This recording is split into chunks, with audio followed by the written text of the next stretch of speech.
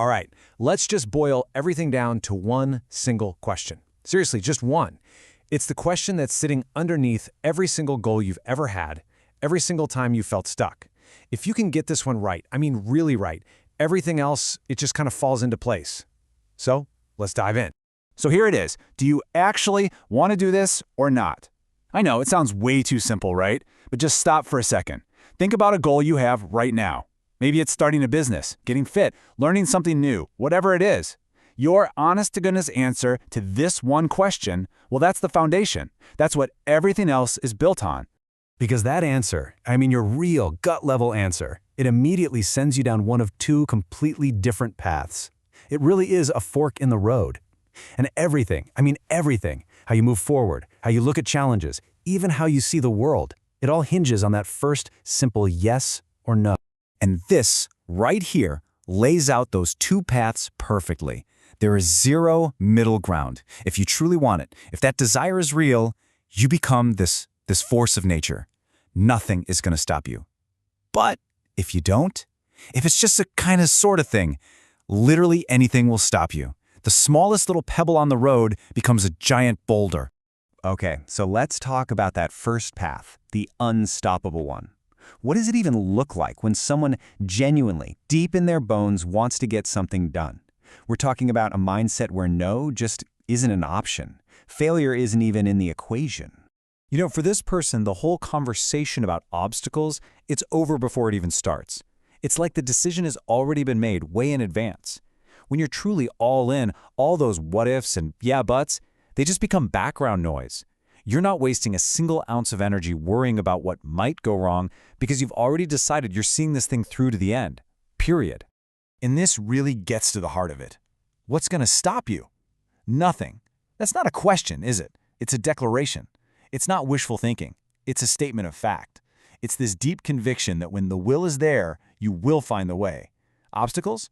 Sure, they'll pop up, but they're just part of the journey, not exit signs. Okay, so what about that other path? Let's be honest, this is probably the one most of us are more familiar with. This is where things start to get complicated. It's what happens when that real burning desire isn't quite there, and it starts to create this illusion.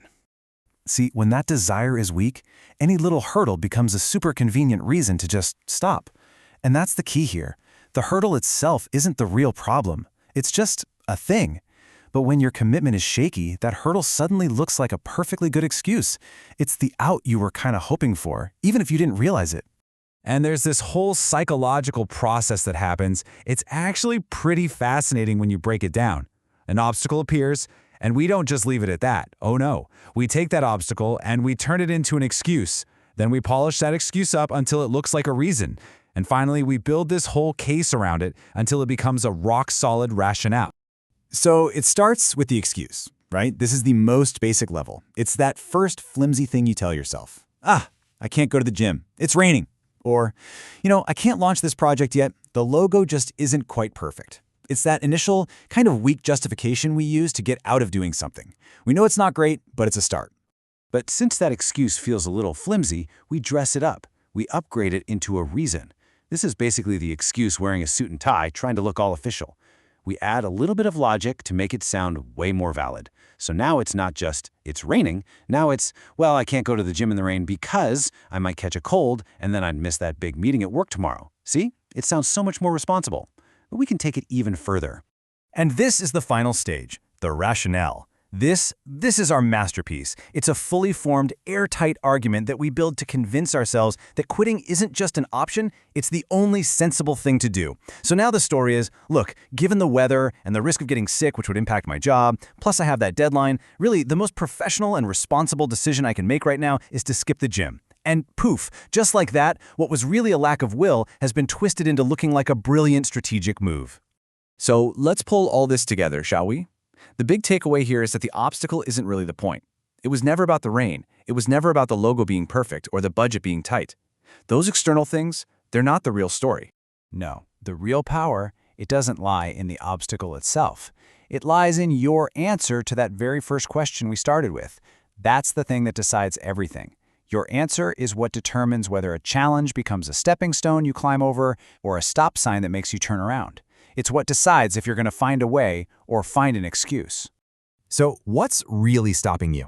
Next time you feel that resistance, next time you feel stuck and an obstacle just seems massive, I want you to stop looking at the obstacle. Look inside instead and ask yourself with 100% brutal honesty, do I actually want this? Because in the end, that answer, well, that's the only one that really matters.